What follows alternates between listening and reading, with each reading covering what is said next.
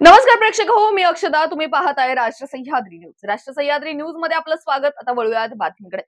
चांदवड तालुक्यातील हर्नुल शिवारात सोमवार दिनांक 8 जुलै रोजी मध्यरात्री 2 वाजेच्या सुमारास राज्य उत्पादन शुल्क विभागाच्या भरारी पथकातील शासकीय वाहनास धडक देऊन राज्य उत्पादन शुल्क विभागाचे जवान वाहन चालक कैलास गेनू कसबे वय वर्ष 51 यांचा मृत्यू झाला होता.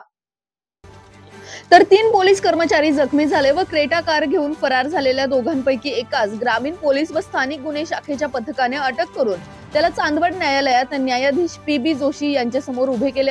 18 जुलै पर्यंत पोलीस कोठडीत ठेवण्याचे आदेश दिले. राज्य उत्पादन शुल्क विभागाचे भरारी पथक GJ 19 BE 8886 क्रमांकाच्या काळ्या रंगाची क्रेटा कारचा पाठलाग करत होते. या कारमध्ये अवैध मद्यसाठा असल्याचे पथकास समजले. त्या पद्धतीने या क्रेटा कार चालकाने पथकाच्या 3 वाहनांना कट मारत रेल्वे फाटक मोडून तसेच बॅरिकेडिंग उडवून पळाले होते.